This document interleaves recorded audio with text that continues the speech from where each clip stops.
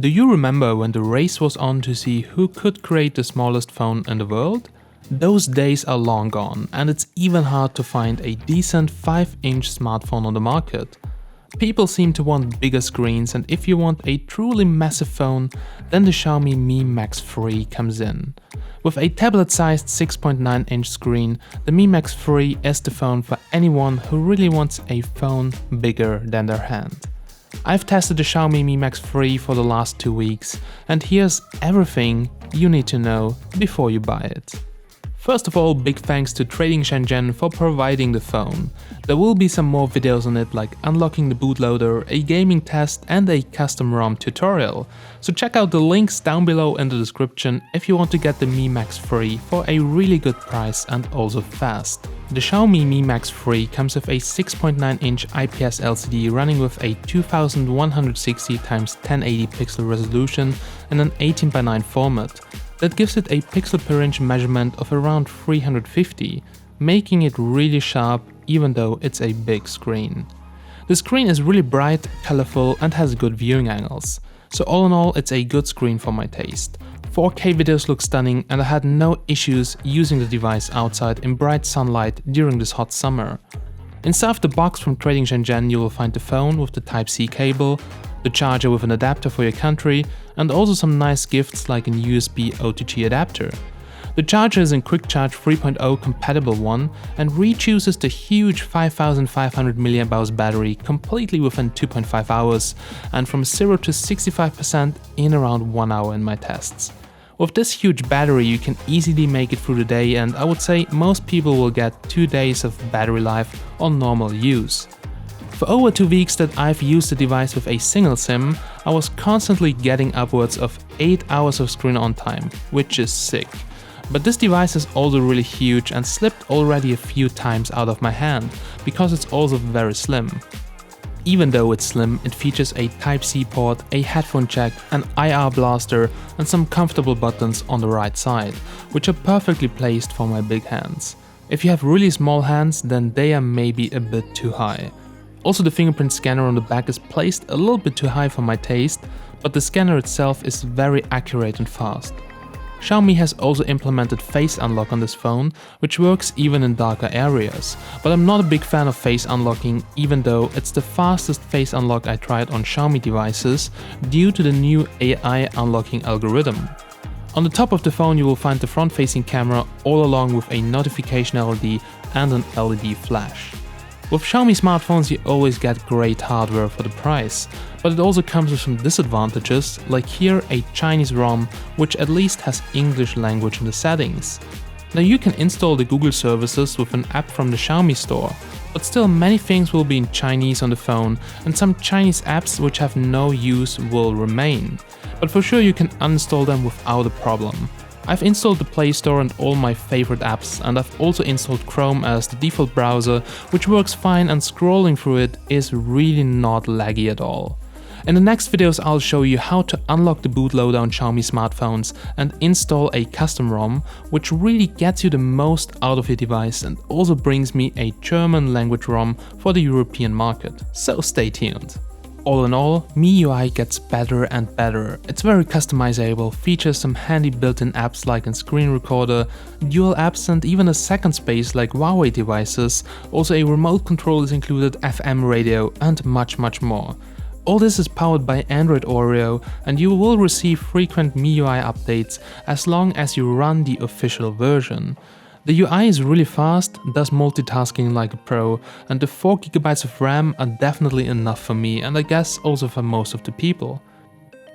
Xiaomi's Mi Max line has traditionally been a mid-range offering, despite the size, and the Mi Max 3 is no different in that regard. It's powered by a Snapdragon 636 processor or system on chip, the same processor which has been in the speedy Moto C3 Play, and it offers a choice between 4GB of RAM and 64GB of storage, or 6GB of RAM and a hefty 128GB of storage. The internal storage can also be expanded up to 256GB via a micro SD card. Now, while it's unlikely to be the fastest phone around, it still performs quite good. Most of the 3D games run fine and PUBG runs with only a few lags in between, but nothing serious. So if you're not a heavy gamer and you know how to handle your app management, even the 4GB version will perform well for you. The single speaker behind the right speaker grill is not among the loudest speakers, but sounds really clear until 70 to 80% of volume. At maximum volume for sure there is some oversteering, but listen for yourself and judge.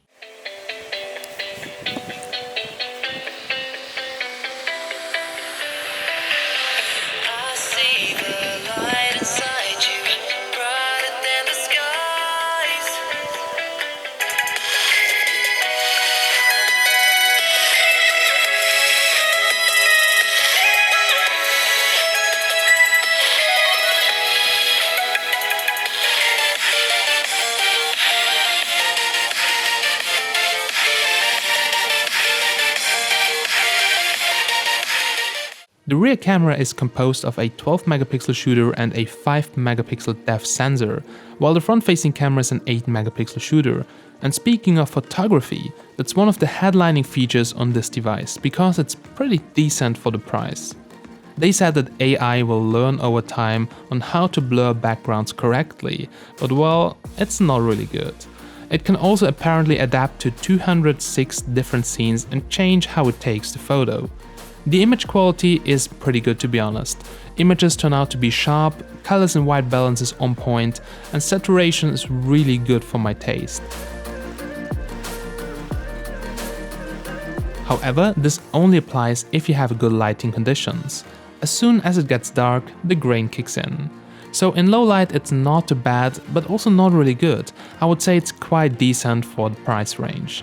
I would be okay with it if I use it for myself. Portrait mode is okay, but fails again in the usual regions like around the arms and messes up the blur there, so this definitely needs improvement.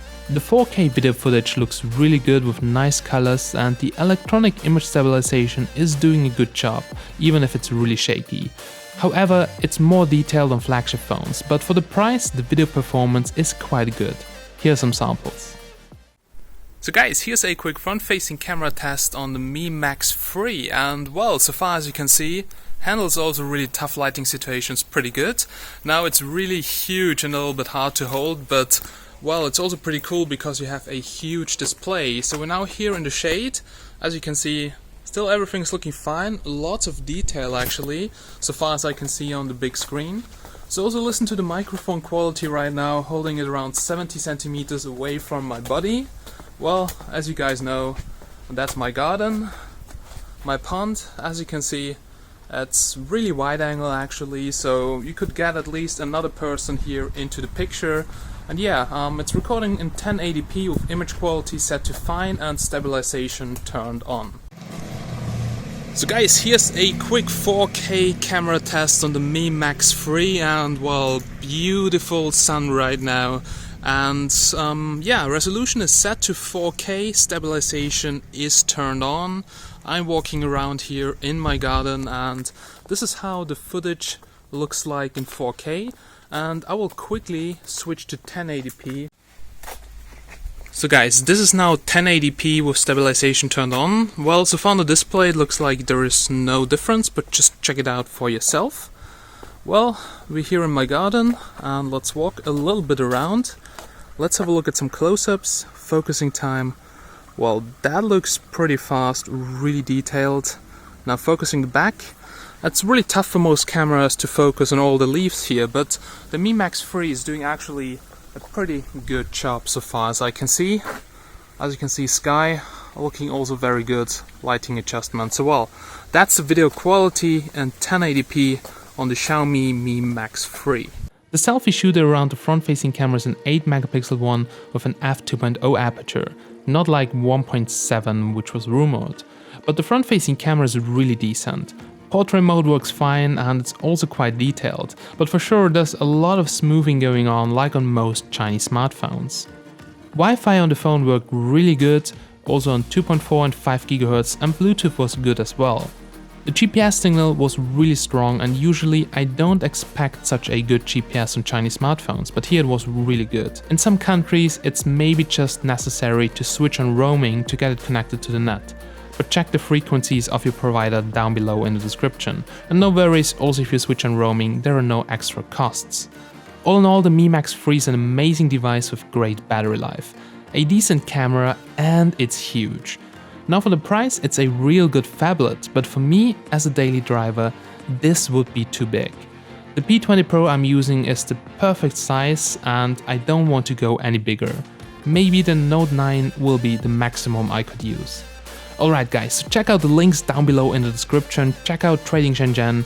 Thank you so much for watching. If you liked this video, please like it, post a comment with your question down below, and if you want to see more, then please subscribe. As always guys, I'm Steven from